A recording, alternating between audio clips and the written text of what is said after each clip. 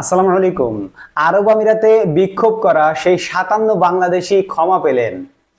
কোটা সংস্কার আন্দোলনের প্রতি সংহতি জানিয়ে সংযুক্ত আরব আমিরাতে বিক্ষোভ করায় ৫৭ জন বাংলাদেশিকে বিভিন্ন মেয়াদে কারাদণ্ড দিয়েছিলেন দেশটির আদালত।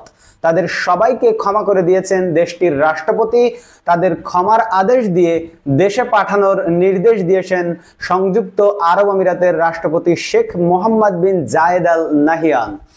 একটা কথা একটু চিন্তা করুন, এই আরব আমিরাতে তাদেরকে যে ক্ষমা করা হয়েছে এর জন্য কিন্তু বাংলাদেশের কূটনৈতিকভাবে অনেক যোগাযোগ করতে হয়েছে। এই যোগাযোগটা করেছে কি আমাদের বাংলাদেশের বর্তমান সরকার প্রধান ডক্টর মোহাম্মদ ইউনূস। তারই বদলতে আজ আমাদের ৫৭ জন বাংলাদেশি নিঃস্বার্থ ক্ষমা পেয়েছে এবং তাদেরকে আমাদের দেশে এখন তাদেরকে পাঠিয়ে দিচ্ছে।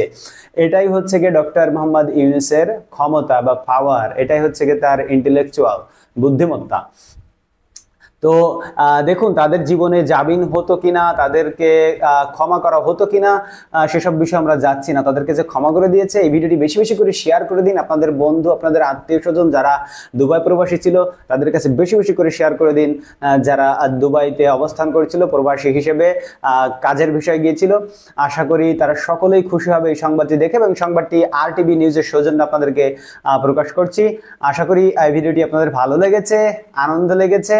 আপনারা আমাদের চ্যানেলটিকে সাবস্ক্রাইব করে রাখুন পরবর্তী নিউজ পাওয়ার জন্য। আমরা সবসময় আপনাকে আপডেট খবর দিয়ে থাকি। এখন এই মুহূর্তের খবরই আপনাদেরকে জানালাম, 13টা 7 মিনিটের খবর, অর্থাৎ 1টা 7 মিনিটের খবর আপনাদেরকে আমি জানালাম। আরব আমিরাতে খবর হওয়ার সাথে সাথে আপনাদেরকে আমি জানিয়ে দিলাম। দেখা হবে পরবর্তী কোনো ভিডিওতে, পরবর্তী কোনো খবরের সাথে। সে পর্যন্ত সকল ভালো থাকবেন। আল্লাহ হাফেজ।